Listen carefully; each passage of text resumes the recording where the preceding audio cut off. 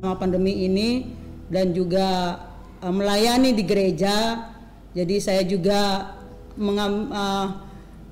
mengambil bagian. Jadi saya selama pandemi ini saya ikut dalam ojol ya, jadi ojek online, salah satunya adalah Grab Bike.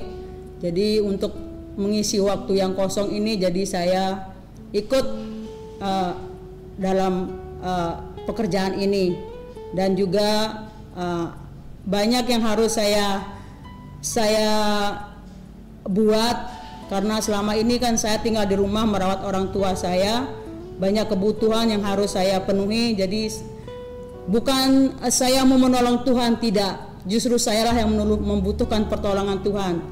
Jadi saya tidak punya talenta seperti orang-orang lain untuk berjualan dan lain sebagainya, tapi talenta yang saya miliki adalah cuma saya bisa naik sepeda motor. Jadi saya berpikir karena saya bisa naik sepeda motor, saya mencobalah untuk mendaftar untuk menjadi seorang driver di Grab Bike ini. Ya, cukup dengan waktu yang hampir setahun ini, ya inilah saya alami pada waktu 14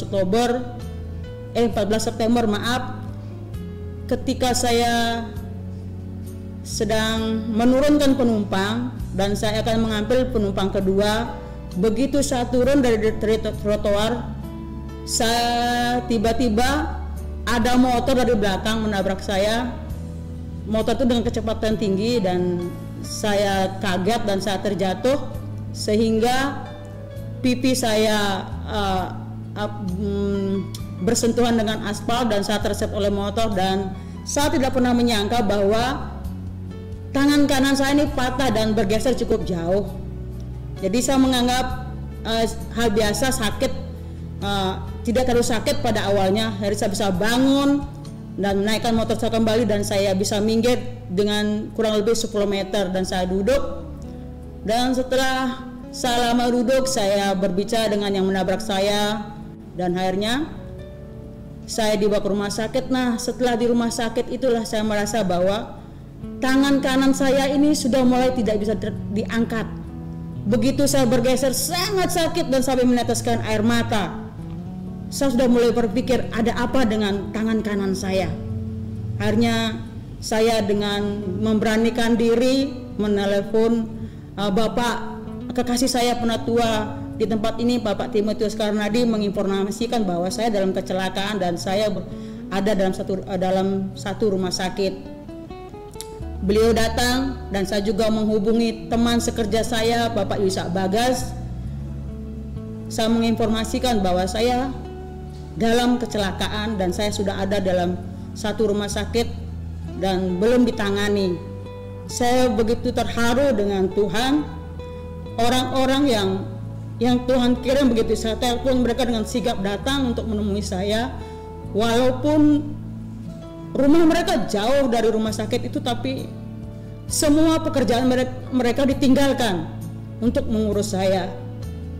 Jadi Bapak Timotius Karnadi datang menengok saya dan mengurus juga, dan karena beliau ada juga yang diurus dalam hal yang sama, ada juga yang sakit, orang tua yang harus juga mengalami perawatan yang harus ditangani, beliau harus mengurus. Dan akhirnya beliau juga menelpon Pak Yusak untuk datang mengurus saya. Begitu dengan cepat Pak Yusak meninggalkan semua pekerjaannya, meninggalkan istri dan anak di rumah dan datang ke rumah sakit itu untuk mengurus saya. Jadi beliau datang dan mengurus semua, dan bersama dengan orang yang menabrak saya, dan juga ada teman saya yang sesama ojol juga ada yang menemani saya di sana. Tapi saya salut dengan teman-teman saya ini, luar biasa. Pak Yusak Bagas yang harus mundar-mandir ke kantor polisian, ke Jasa Raharja untuk mengurus saya sebagaimana supaya saya cepat bisa ditangani. Begitu saudara, saya dari jam 9 pagi di rumah sakit sampai jam 1 belum mendapatkan penanganan yang serius, karena waktu itu memang banyak pasien dan juga saya termasuk ortopedi, harus dokternya ini berhubungan dengan Dr. Teddy, tapi tidak bisa ditelepon, tetapi melalui WA, dan menunggu waktu yang cukup lama untuk apa yang harus dikerjakan oleh dokter yang ada di UGD ini. Setelah saya di ronsen sampai 3 kali, tidak ada penjelasan, dan akhirnya jam hampir setengah 2 baru dokter menjelaskan bahwa saya harus dioperasi karena tidak ada jalan lain, harus pasang pen.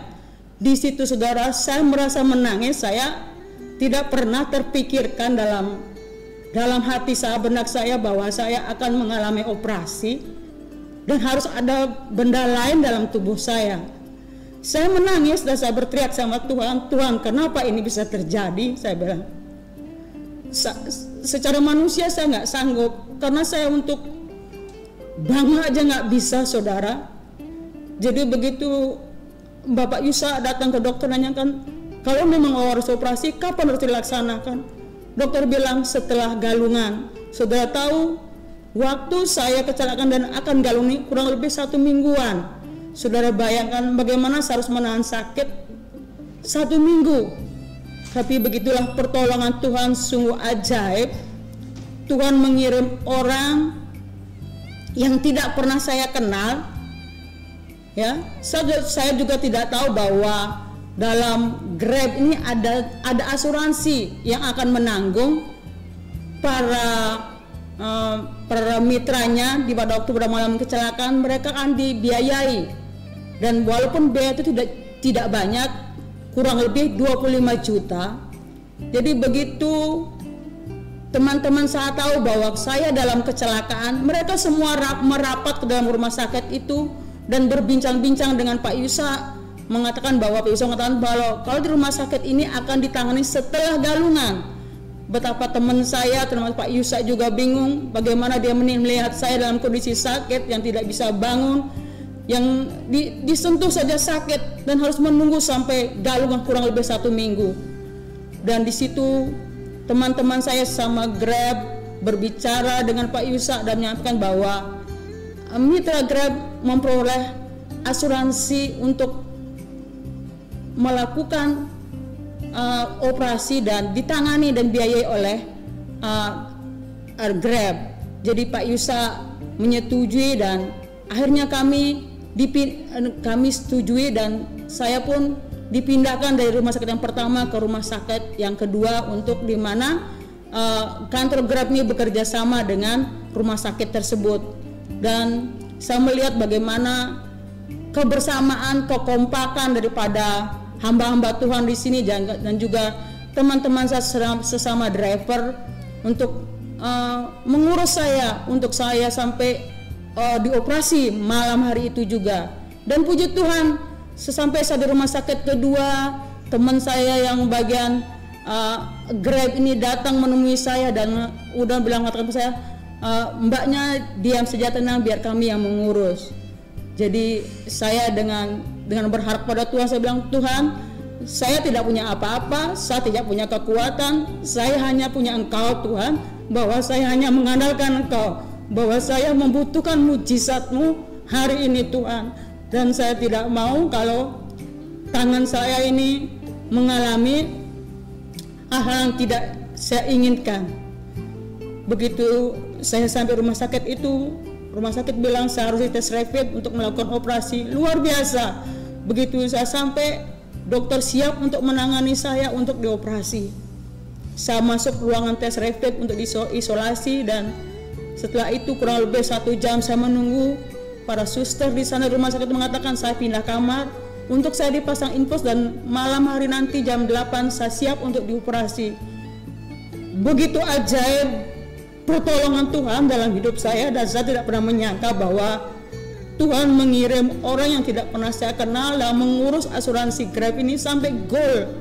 Dan juga perjuangan Pak Yusa, bagaimana dia berkomunikasi terus dengan orang ini supaya saya bisa asuransi Grab ini cair dengan waktu yang sangat mepet ini. Puji Tuhan, jam 5 sore ada informasi dari pusat bahwa asuransi Grab saya ini di ACC.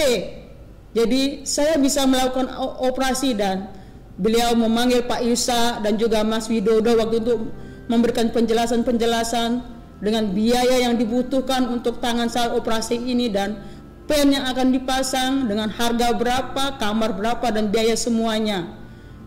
Dan luar biasa, biaya yang diperlukan itu memang pas yang disediakan oleh Grab, kantor Grab ini namanya Saplus.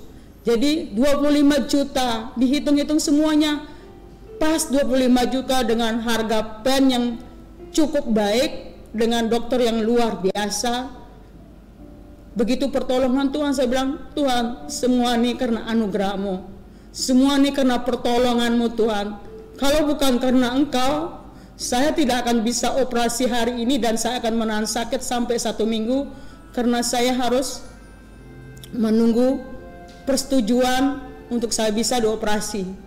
Tapi luar biasa pertolongan Tuhan, Tuhan buat mujizat, dan hari itu saya bisa dioperasi.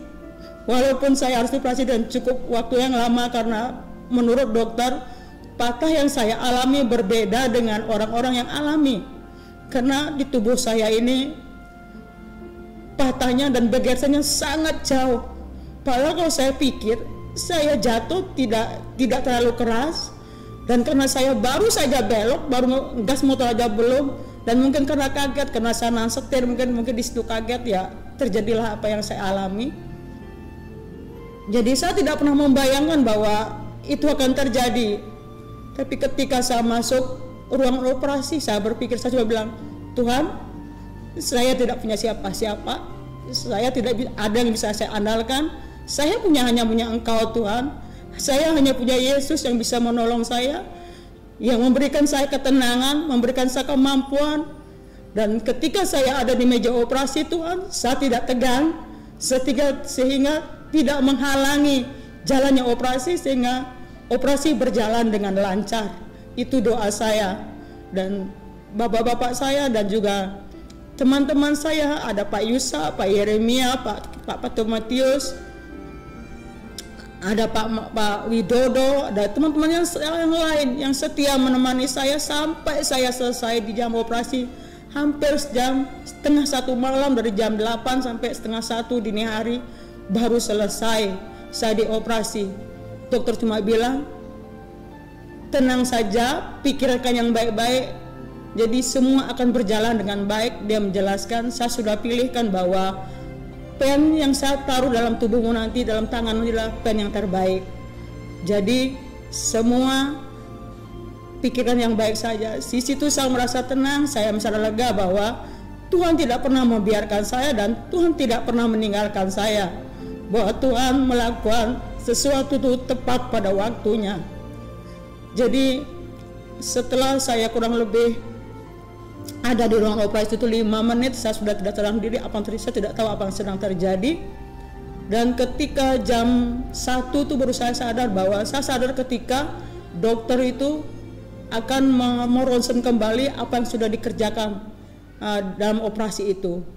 Dan setelah itu saya tidak tahu apa yang terjadi kembali, dan saya jam 3 pagi saya sudah ada di kamar, tapi itu pun belum sadar betul. Dan sadarnya adalah jam kurang lebih jam 5 atau jam 6 pagi baru saya sadar bahwa begitu saya melihat keadaan saya dengan panjang, saya lihat perban yang cukup panjang di bahu kanan saya, dan tangan saya harus digantung. Di situ tadi saya menangis, Tuhan, apapun yang terjadi, semua atas izin Engkau, dan campur tangan bahwa Tuhan tidak pernah membiarkan dan meninggalkan saya. Saya cuma bisa menyanyi bahwa bersama Tuhan saya bisa melewati semua ini. Karena hidup saya ini, saya ada sampai hari ini karena kemurahan Tuhan saja. Semua karena anugerah dan kasih karena Tuhan. Kalau bukan karena Tuhan, mungkin pada kecelakaan tadi, kalau jalan itu cukup ramai, kalau saya ditabrak jatuh ke tengah, mungkin saya sudah dilindas motor dan mobil dan sebagainya. Tapi karena pertolongan Tuhan, saya jatuh sangat-sangat di pinggir, dan saya bisa bangkit dan untuk minggir, membawa motor saya, mendirikan motor dan menaik motor kembali. Dan itulah yang karya Tuhan yang Tuhan kerjakan dalam diri saya. Saya bersyukur bahwa orang-orang di sekeliling saya yang selalu mensupport, mendukung saya, ya sampai hari ini saya semua masih dibantu, dari makan, semuanya masih dibantu oleh teman-teman rekan kerja saya yang ada di GP Jalan Suci Asrama ini. Jadi saya sangat bersyukur punya teman-teman rekan-rekan kerja yang selalu perhatian, yang support saya dalam segala hal, ya. Karena selama ini saya memang hampir setahun lebih nih, karena saya tinggal di rumah, karena saya harus mengurus orang tua saya, ibu saya lagi sakit, jadi saya jarang pergi ke asrama. Tapi Tuhan izinkan kembali saya tinggal di asrama ini, ya, untuk yang dalam masa perawatan ini. Ya, saya bersyukur mereka tetap excited, tetap antusias melihat saya, menolong saya. Jadi saya bangga dengan Tuhan, bahwa Tuhan mengelilingi saya dengan orang-orang yang penuh dengan perhatian, penuh dengan kepedulian dan mengasihi saya dengan kasih Kristus, seperti itu. Jadi ya, hampir 1 bulan ini saya tinggal ada di asrama dan saya dirawat, diurus sama teman-teman saya sekerja yang ada tempat ini, dan semua teman-teman yang dari, walaupun mereka tidak tinggal di asrama, tapi mereka datang memberikan support buat saya, baik support melalui doa dan lain sebagainya. Perhatian mereka sangat luar biasa kepada saya. Saya mengucapkan terima kasih buat semua jemaat Tuhan, tubuh Kristus lokal dan pasar yang telah mensupport saya, baik dalam doa, dalam semuanya. Saya mengucapkan terima kasih buat perhatiannya, buat kebetulan semuanya, dan juga buat teman-teman saya yang di luar sana yang telah mensupport saya, yang telah memperjuangkan saya sehingga saya sampai di ACC Asuransi Grab ini. Semua itu karena pertolongan Tuhan melalui mereka-mereka ini. Jadi sekali lagi saya ucapkan terima kasih buat Bapak Penutua Timotius Karnadi, Bapak Yeremia Suharlan, Bapak Yusak Bagas, Pak Widodo, dan semua rekan-rekan teman sekerja saya, hamba-hamba Tuhan di GP Jalan Suci ini. Saya mengucapkan terima kasih, dan semua jemaat-jemaat Tuhan yang telah mensupport saya, mendukung saya dalam berisi. Saya mengucapkan banyak terima kasih. Saya hanya bisa mengucapkan terima kasih buat semua yang Bapak Ibu, teman-teman sudah teman-teman lakukan buat saya. Jadi selama saya ada di asrama, jadi kembali saya merenungkan bagaimana perbuatan-perbuatan Tuhan yang besar, yang ajaib yang Tuhan kerjakan. Inilah waktunya mungkin Tuhan menginginkan saya lebih dan lebih dekat lagi dengan Tuhan. Inilah waktu-waktu, inilah saya pergunakan dengan Tuhan. Jujur, seminggu saya ada di asrama ini, saya cuma bisa menangis di kamar karena saya merasa saya ini tidak bisa berbuat apa-apa dan merepotkan banyak orang. Jadi bangun tidur harus teriak sama teman saya untuk membangunkan saya dari tempat tidur dan lain sebagainya. Yang biasanya saya harus mondar-mandir, banyak harus yang saya kerjakan, dan harus saya diam dan di kamar. Itu membuat saya menangis dan sebab Tuhan, saya nggak sanggup, saya bilang. Tapi satu Tuhan katakan, jangan takut, bahwa kekuatanmu datangnya daripadaku. Itu yang membuat saya kuat, membuat saya teguh, dan Tuhan selalu memberikan saya penghiburan yang sangat-sangat luar biasa buat saya. Itu yang membuat hati saya ini semakin hari, Tuhan, saya bilang, buat hati saya semakin jatuh cinta kepada Engkau Tuhan. Buat hati saya semakin melekat kepada Engkau. Jangan sampai perkara-perkara yang lain itu yang ada dalam pikiran saya, tapi biarlah perkara ilahimu yang ada dalam diri saya, sehingga dalam kondisi ini saya tetap bisa bersyukur, saya tetap bisa memuji Tuhan, saya bisa tetap memuliakan Tuhan, dan supaya tidak masa-masa ini saya pakai untuk mengeluh. Dan saya tidak mau itu terjadi dalam kehidupan saya, dan saya gunakan adalah untuk memuji dan memuliakan nama Tuhan. Jadi itu kesaksian saya. 2 minggu ini saya mengalami kecelakaan, dan saya tahu bahwa Tuhan selalu menolong saya, dan Tuhan selalu memberikan yang terbaik buat saya. Jadi sebelum saya menutup kesaksian saya ingat satu pujian yang mengingatkan saya pada waktu saya ada di ruang operasi. Pujian ini cuma rapnya aja yang saya ingat pada waktu saya ada di ruang operasi. Pujiannya begini: pertolonganmu begitu ajaib, Kau yang memikat hatiku di saat aku tak sanggup lagi di situ tanganmu bekerja, pertolonganmu begitu ajaib. Kau yang memikat hatiku, kini mataku tertuju padamu. Ku rasakan kasih-Mu Tuhan. Lagu inilah yang saya ingat pada waktu saya ada di ruang operasi ketika para dokter siap untuk melakukan operasi untuk tangan kanan saya.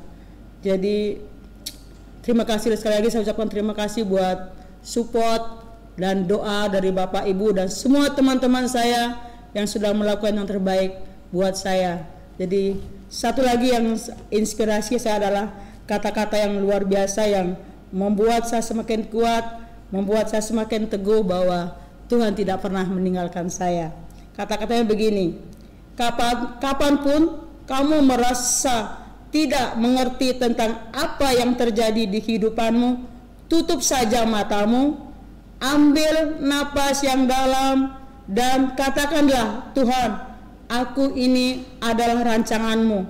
Berikanlah aku kekuatan untuk melewatinya. Jadi ini kata-kata inspirasi yang sangat luar biasa bagi saya, yang membuat saya semakin kuat, membuat semakin teguh, dan saya percaya bahwa semua ini akan terlewati bersama dengan Tuhan. Karena Tuhan salah, Tuhan yang hidup, Tuhan yang mampu melakukan seperkara yang tidak mungkin menjadi mungkin. Terima kasih, Tuhan Yesus memberkati.